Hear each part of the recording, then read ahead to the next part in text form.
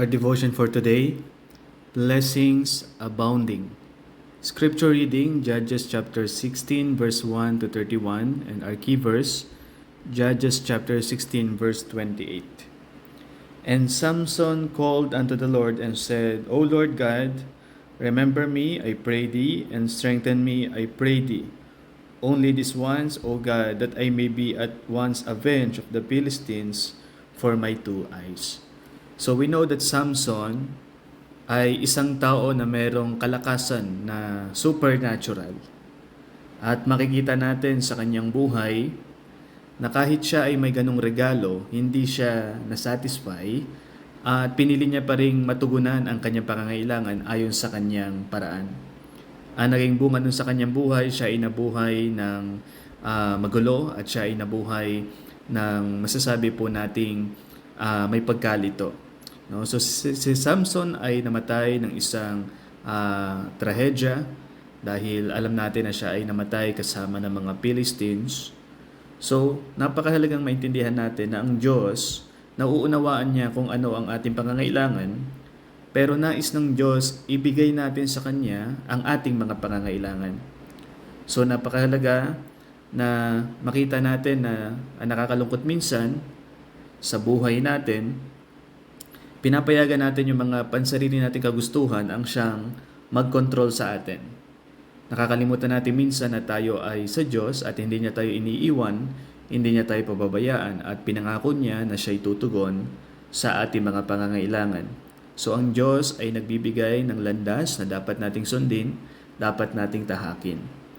So kapag tayo ay gumawa na ng sariling paraan upang makatugon sa ating pangangailangan, then dyan na tayo nagkakaroon ng pagkatalunan sa ating mga buhay.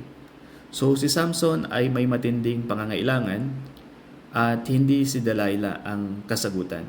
Alam natin na yung ginawa ni Samson, ibinigay niya ang buong puso niya kay Delilah. So more likely, ang matinding pangangailangan ni Samson ay nais niyang maramdaman na mayroong someone na nagmamahal sa kanya. Or maybe gusto niyang maramdaman na siya ay karapat-dapat. So lahat ng kasalanan ay mayroong ugat, and basically ang ugat ng kasalanan ay nasa ating pangangailangan. Well, hindi naman masama na ikaw ay magkaroon ng pangangailangan. But the problem is pag pinili mong tugunan ang iyong pangangailangan nang mali ang iyong kaparaanan, then ikaw ay pwedeng makagawa ng mga maling desisyon, maling hakbang, at ikaw ay magsasuffer ng consequences. You need to understand na ang Diyos ang iyong katugunan. He is your provision. So, napakahalaga na sa buhay na ito, ma-enjoy mo na yung kabutihan ng Diyos, ma-enjoy mo ang biyaya ng Diyos sa buhay na ito. So, payagan mo ang Diyos na siya ang tumugon sa lahat ng iyong pangangailangan, physically, spiritually, mentally, or even emotionally. Payagan mo ang Diyos na siyang mag-provide sa iyo.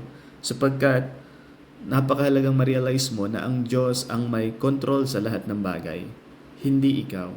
So kapag pinili mong tugunan ng iyong pangangailangan at ikaw ang siyang nagnais sa iyong buhay, na ikaw na ang mag-control, again and again, ikaw ay magkakaroon ng maling kapasyahan at magbubunga yon ng hindi magandang consequences sa iyong buhay.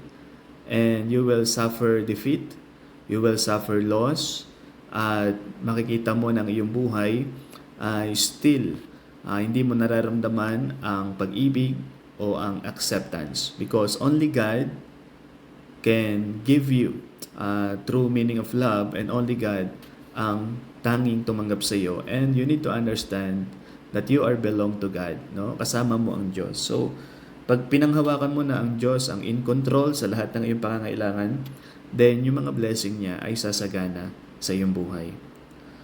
Let us pray. Our Father in heaven, naniniwala ako, O Diyos, na ikaw ang may control sa lahat sa aking buhay. So I pray, Lord, ng inyong mga pagpapala ay sumagana.